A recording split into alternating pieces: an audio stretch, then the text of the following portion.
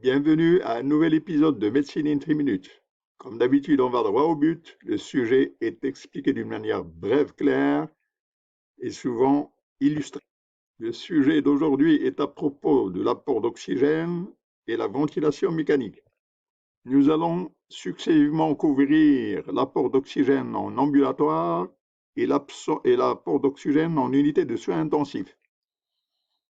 Alors, en ambulatoire, il y a les lunettes nasales, le masque facial, le masque Venturi et non-rebreathing mask. Alors, la pression non invasive, la pression ventilatoire non invasive, il y en a trois. Il y a le BiPAP, il y a le CPAP et le High Flow Nasal Cannula.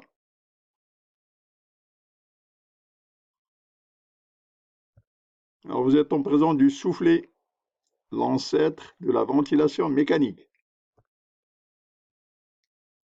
Ici, en pompe de l'air, ici, c'est la soupape et ici, c'est la conduite de l'air. Alors, pour la commodité de la présentation, les voies aériennes sont assimilées à une pipette de jus, alors que le poumon est assimilé à un ballon. Quand on souffle dans un ballon, c'est comme on souffle dans les poumons. Alors, un ventilateur avec deux conduites, une conduite qui amène l'air au poumon, une autre conduite qui ramène de l'air du poumon. Deux vannes pour contrôler les conduites. Alors, dans ce processus, qu'est-ce qu'il faut contrôler? Faut-il contrôler la pression ou le volume? C'est ce qu'on va voir durant cette présentation. Alors, la ventilation, il y a deux sous-groupes de ventilation. La ventilation continue et la ventilation intermittente. La ventilation continue, elle ne permet pas une respiration spontanée. Le mode est appelé assist control, le contrôle assisté, et la machine fait pratiquement tout le travail pour le patient. Quand est-ce qu'on utilise ce mode? Ben, ce mode est utilisé si le malade est endormi, paralysé, comateux, et dans ce mode de ventilation continue, l'asynchronisme ne se produit jamais, parce que c'est la machine qui fait pratiquement tout. Alors, la ventilation intermittente, elle permet une respiration spontanée. Le patient peut respirer entre les impulsions de la machine. Cette technique d'intermittence est utilisée si la personne, si le patient est conscient, s'il est capable de respirer régulièrement. S'il est incapable de respirer régulièrement, on n'utilise pas cette méthode.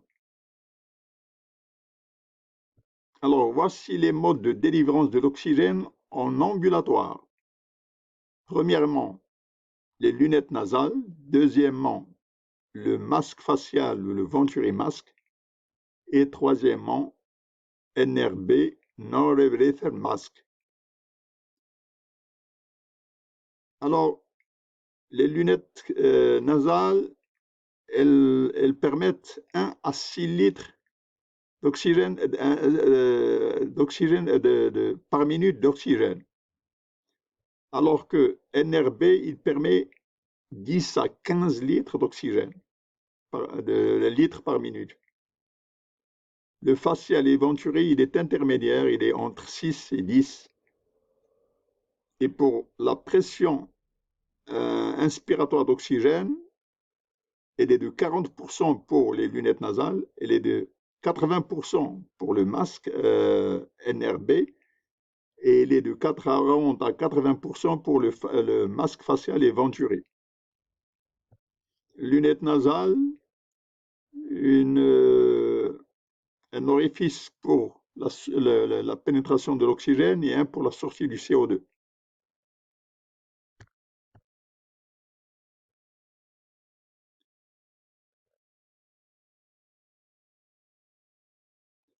Alors, les lunettes nasales, c'est un tube à deux orifices placé dans les narines. Il y a une mixture d'air et d'oxygène. L'autre bout est connecté à une source d'oxygène. La canule est accrochée derrière les oreilles et la canule donne en moyenne 1 à 3 litres d'oxygène par minute.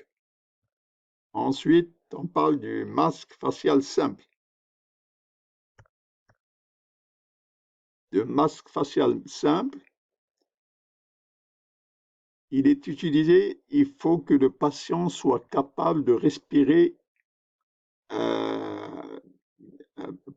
avec sa propre respiration, c'est-à-dire qu'il soit capable de respirer seul, sans l'aide de la machine. Donc c'est là qu'on donne le simple masque. Il permet 6 à 10 litres par minute pour une FII oxygène de 40 à 80%, à 60% d'oxygène. Ici, on est en présence du Venturi Masque. On peut le calibrer suivant les couleurs qu'on voit ici. Alors, le Venturi Masque, il est comparé à un noyer qu'on ramène en surface. Alors, un masque simple de la face, un Venturi Masque, un masque partiel et un no-rebreather Masque. Alors, un des avantages du non-breather Masque, c'est qu'il permet de donner des concentrations d'oxygène assez élevées, des concentrations élevées d'oxygène. Alors, c'est une technique qui est toujours pour des gens qui sont capables de respirer à eux-mêmes, donc éveillés. Il existe 3 cas. Le premier cas, c'est le BiPAP, le deuxième, c'est le CPAP, et le troisième, c'est High Flow Nasal Cannula. À quoi ça ressemble à High Flow Nasal Cannula? Eh bien, il y a une source d'oxygène, un humidificateur de l'air, et les lunettes nasales sont accrochées au niveau des narines. Alors, High Flow Nasal Cannula, elle est utilisée chez les patients qui respirent spontanément, bien sûr, mais qui ont besoin qui fournissent un effort au cours de la respiration. Alors, c'est le cas de l'insuffisance respiratoire, de l'asthme, COPD, l'atteinte cardiaque congestive et la respiration spontanée au cours d'anesthésie générale. Alors, le PIP, de quoi il s'agit? PIP, CPAP, pardon, CPAP, de quoi il s'agit dans CPAP? C'est Continuous Positive Airway Pressure. Eh bien, CPAP, il fournit toujours un supplément d'oxygène qu'on appelle le PIP. Alors, CPAP et PIP, c'est la même chose, sauf que le CPAP, c'est pour les malades qui sont conscients, alors que le PIP, c'est pour les malades qui sont intubés, qui sont sous anesthésie, par exemple, ou quelque chose comme ça. Donc, c'est la même appellation, mais celle-là, CPAP, c'est pour les gens qui sont conscients. En ambulatoire, on peut utiliser CPAP, alors que PIP, c'est en réanimation, en salle de réanimation. Qu'est-ce que c'est PIP? Positive and expiratory pressure, en fin d'expiration, un supplément positif d'air en fin d'expiration. Eh bien, ici, dans ce cas-là, il est de 5, il peut aller jusqu'à 10, 15, mais des fois jusqu'à 20. Alors, c'est ce supplément d'air qui est fourni. C'est utilisé surtout dans les apnées obstructives du sommeil. Alors ici, deux valeurs de PIP comparatifs qui permettent de comparer, de bien voir, de visualiser la différence. Nous sommes ici à 5 cm d'eau, ici nous sommes à 15 cm d'eau. Regardez cette surface, combien elle augmente. On augmente la surface d'échange entre l'alvéole et le capillaire. Le volume courant qui est dans le volume, il est le même dans les deux cas, donc à 5 cm et à 15 cm, il est le même, mais c'est la surface d'échange qui est augmentée. Pourquoi? Parce que les alvéoles restent ouvertes. Nous abordons enfin le dernier volet qui est le BiPAP. Alors, qu'est-ce que c'est le BiPAP? C'est B-Level Positive Airway Pressure. En fait, la pression de base qu'on a ajoutée, qui est le PIP, elle est ici, dans cet exemple de 5 cm. Si on ajoute une pression additionnelle supérieure, qu'on appelle une pression de support, et dans ce cas-là, il est de 10, eh bien, il s'agit du BiPAP. Donc, BiPAP, c'est une pression de support over PIP, c'est-à-dire une pression de support en plus du PIP basal qu'on a donné.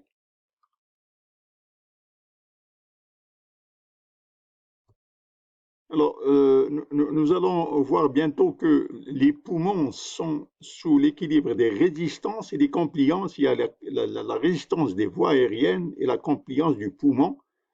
Alors, ce BiPAP, lui, il va agir surtout sur la compliance. Comment est-ce que les poumons sont compliants? Compliant, ça veut dire est-ce qu'ils se distendent facilement pour une petite pression? Est-ce qu'une petite pression est suffisante pour les gonfler facilement? Alors, dans la ventilation, le PIP, c'est pour l'oxygénation. Pression support over PIP, c'est-à-dire le BiPAP, c'est pour la ventilation. Ici, oxygénation, ici, c'est pour le CO2. C'est comment la capacité du poumon à dégager le CO2 avec rapidité, avec aisance. Cette propriété, elle est surtout utile dans la COPD, dans les bronchopneumopathies obstructives, chroniques obstructives. Donc, BiPAP, c'est surtout pour COPD, bronchopneumopathie obstructive. Ce qu'il faut retenir, c'est que ce BiPAP, il est absolument contre-indiqué dans l'asthme. Pourquoi? Parce qu'au cours de l'asthme, il y a une accumulation de CO2 avec une difficulté à expirer, à répulser le CO2 vers l'extérieur. Eh bien, si on utilise le BiPAP, on va aggraver cette dyspnée expiratoire de l'asthme et elle peut même jusqu'à tuer le malade. Donc, il faut absolument les contre-indiquer au cours de l'asthme. Mais c'est une indication pour COPD, pour les bronchopneumopathies obstructives, les bronchopathies chroniques. Alors, au cours de la prochaine vidéo, nous allons successivement aborder les pressions de support, les modes de contrôle assisté, le PIP, le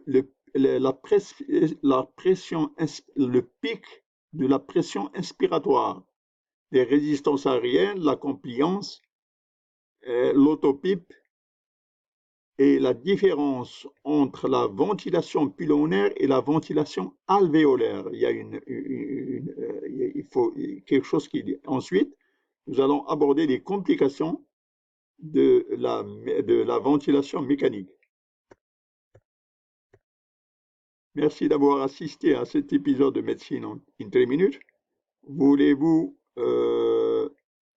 appuyer sur le bouton like et d'adhérer à la chaîne si vous ne l'êtes pas encore. Vos suggestions sont toujours bien venues. Merci.